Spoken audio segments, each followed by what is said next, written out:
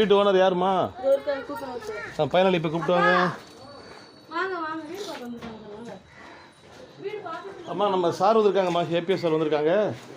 பயனாளி கொஞ்சம் வாங்கலேன். என்ன கட்டிருக்கிறீங்க? எப்போ கட்டி முடிக்க போகிறீங்க? சரிம்மா. அம்மா இது டாய்லெட் எங்கே போட்டுருக்கிறீங்க இந்த வீட்டுக்கு?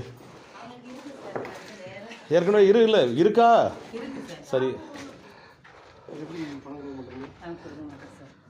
இப்போ அவங்களுக்கு ஓன் டாய்லெட்டுன்னு இது ஓன் டாய்லெட்டாம்மா இது இப்போ உங்களுக்கு ஆல்ரெடி கட்டி முடிச்சிட்டாங்க. அதனால் உங்களுக்கு பணமும் கொடுக்க மாட்டீங்க. ஆனால் கேகே வீடு இருக்குல்ல, கேகே வீடு இருந்தா கேஸ் வாங்கிருக்கோம் பாத்தீங்களா சார். கேகே வீடெல்லாம் ஏற்கனவே உங்களுக்கு டாய்லெட் இருக்கா, நம்ம ஸ்கீம்ல வாங்கியிருக்காங்க, சொந்தமா கட்டிருக்காங்கன்னு கேட்போம் சார். கேட்டுட்டு தான் அந்த வீடு நாங்க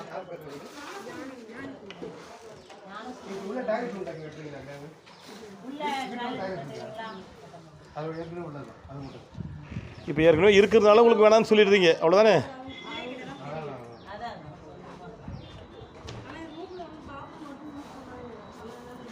அதான் கேட்கணும். இல்லை டாய்லெட் இருக்குன்னு நினைக்கிறேன். இருக்கும் வெளியில் இந்த இடத்துல இருக்கணும். அரசாங்கத்தில்மா தூய்மை பாரத் திட்டத்தில் 12,000 பணம் கொடுக்குறோம்.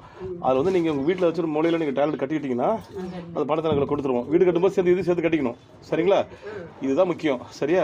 ஒரு வீடு ஆனால் நீங்கள் நல்ல விஷயம் பண்ணியிருக்கீங்க. ஏற்கனவே உங்கள் வீட்டில் டாய்லெட் இருக்குது, தனியாக கட்டிருக்கிறீங்க பழைய வீட்டில், அதனால் அதை போட்டு விட்டுட்டீங்க. சரி. நீங்கள் இப்போ உள்ள அட்டாச்சாக கட்டிக்க போகிறீங்கல்ல? சரி. சரிம்மா. என்ன பேர்?